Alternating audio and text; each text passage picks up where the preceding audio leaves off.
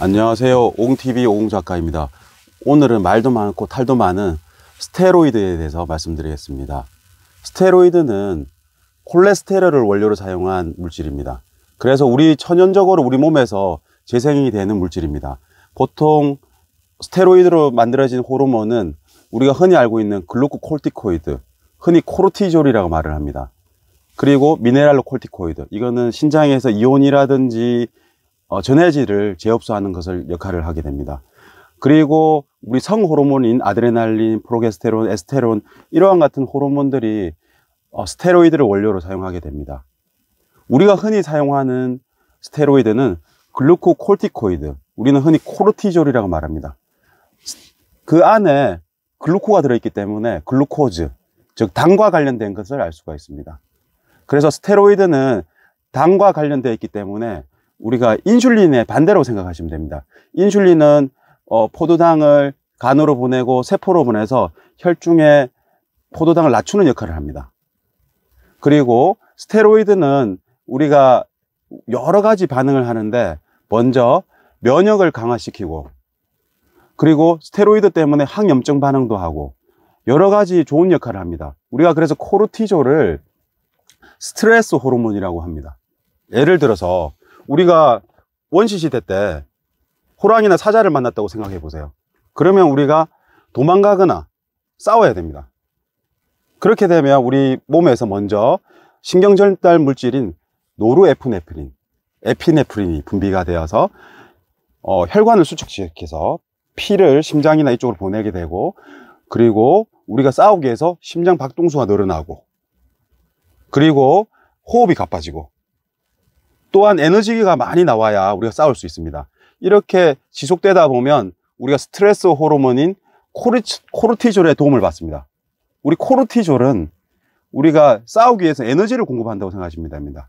단백질이, 우리가 근육에 있는 단백질이 융해가 되어서 간으로 가서 우리가 글루코즈를 만들게 되고, 즉 당을 만들게 되고, 지방에서 지방산 자체가 우리가 분해가 되어서 우리 간에서 다시 포도당을 만들게 됩니다.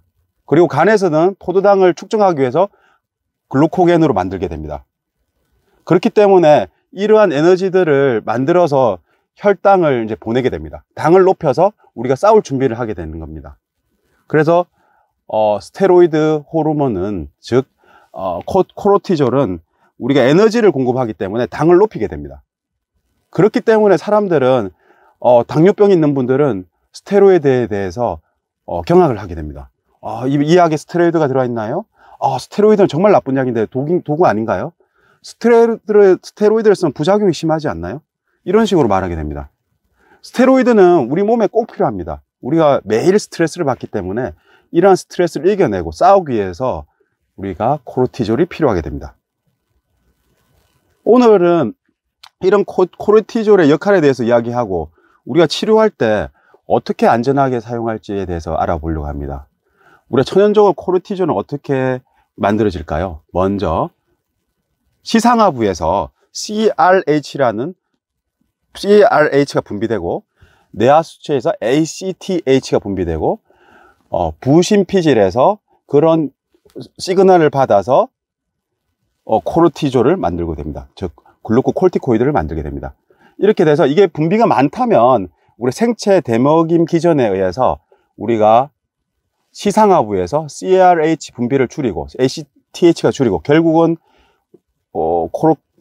글루코콜티코이드를 줄이게 됩니다. 이러한 생체 대먹이 기전이 있습니다. 그렇다면 외부에서 스테로이드를 계속 준다면 우리가 CRH 호르몬이 줄어들게 되고, 그리고 ACTH가 줄어들게 됩니다. 계속 주게 되면 이러한 것이 반복이 되게 됩니다. 어느 순간에 외부에서 약을 덜 주게 되면 CRH가 줄었고 ACTH가 줄어들었기 때문에 갑자기 글루코콜티코이드가 부족하게 됩니다. 즉 스테로이드 호르몬이 몸에서 부족하게 됩니다. 우리가 스테로이드 호르몬은 몸에 우리가 항염증 반응, 그리고 면역 질환을 약화시키는 거기 때문에 꼭 필요한데, 이러한 것들이 여러 가지 부작용을 생기게 됩니다. 그래서 스테로이드가 부작용이 생기는 기전은, 첫 번째, 스테로이드를 너무 많이 먹게 되면 스테로이드에 의해서 근육이 약해지고 지방이 계속 없어지겠지만 피부가 얇아지고, 그리고 에너지가 과도하게 축적되다 보면 배가 나온다든지 이러한 증상이 생기고, 아까 말했지만 당을 높이기 때문에 당이 높아지고, 뼈라든지 이런 근육이 약해지다 보면 아이들의 성장이 덜하게 됩니다. 그리고 장기적으로 봤을 때는 스테로이드가 갑자기, 호르몬이 갑자기 줄어들게 되면 스테로이드가 갑자기 없어지다 보니까 이러한 호르몬 밸런스가 깨지면서 스테로이드가 부족해서 염증이 심해지고 면역력이 떨어지게 됩니다. 이러한 스테로이드를, 꼭 필요한 스테로이드를 어떻게 써야 될까요? 저는 주로 알레르기 질환을 전문으로 하기 때문에 알레르기 질환에 대해서 말씀드려 보겠습니다.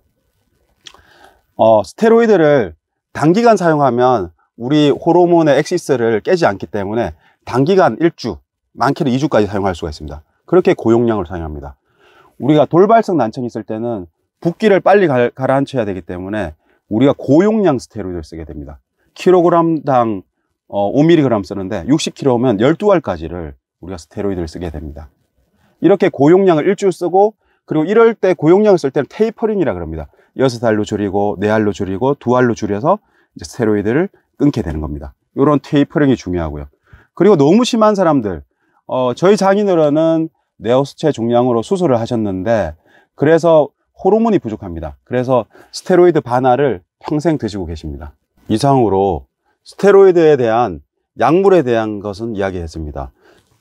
결론적으로 적게 사용하거나 아니면 고용량을 사용하고 테이퍼링을 하는 것입니다.